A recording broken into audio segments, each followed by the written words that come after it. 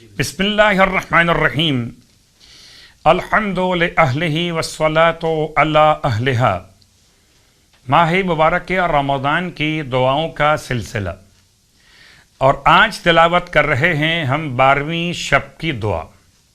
بسم اللہ الرحمن الرحیم اللہم انت العلی العظیم لک الحمد حمدا یبقى ولا یفنی وَأَنْتَ الْحَيُّ الْحَلِيمُ أَسْأَلُكَ بِنُورِ وَجْهِكَ الْكَرِيمِ وَبِجَلَالِ وَجْهِكَ الَّذِي لَا يُرَامُ وَبِعِزَّتِكَ الَّتِي لَا تُقْهَرُ أَن تُصَلِّيَ عَلَى مُحَمَّدٍ وَآلِ مُحَمَّدٍ وَأَن تَغْفِرَ لِي وَتَرْحَمَنِي إِنَّكَ انت ارحم الراحمین۔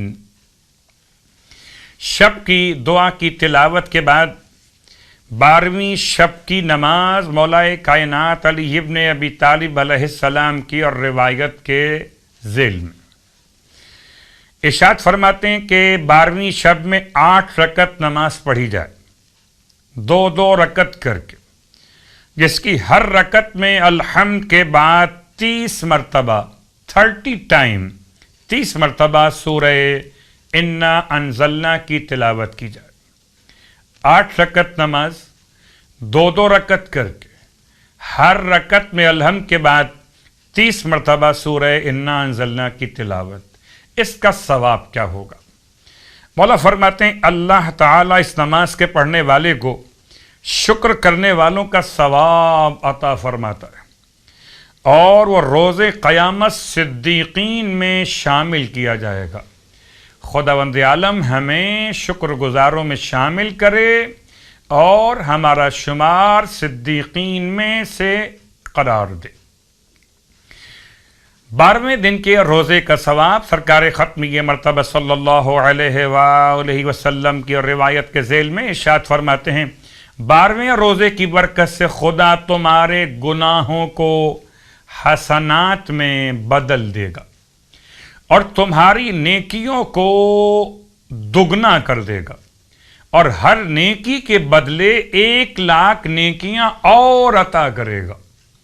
پروردگار ہمیں اس روزے کے ثواب کے حصول کی توفیق عطا فرمائے۔ 12ویں دن کے دعا کی تلاوت۔ بسم اللہ الرحمن الرحیم اللہم زینی فیہ بالستر والعفاف واسترنی فیہ بلباس القنوع والکفاف واحملنی فیہ علی العدل والانصاف وآمنی فیہ من کل ما اخاف بعصمتک یا عصمت الخائفین۔ اور اس دعا کے ساتھ آج آپ کی خدمت مقدس میں جو نماز پیش کی جا رہی ہے وہ نماز ہے نماز اسرت، تنگ دستی دور کرنے والی نماز، اور اس کا سلسلہ بھی کتاب مکارم الاخلاق سے ہی نقل کیا جا رہا ہے۔ امام جعفر صادق علیہ السلام ارشاد فرماتے کہ اگر کوئی ایسا امر انسان کے لیے واقع ہو جائے جو بہت مشکل ہو تو ظہر کے وقت میں 2 رکعت نماز پڑھے۔ 2 رکعت نماز کی نیت نماز اسرت بجا لاتا ہوں قربتاً الی اللہ۔ رکعت اول میں الحمد کے بعد سورہ توحید کی تلاوت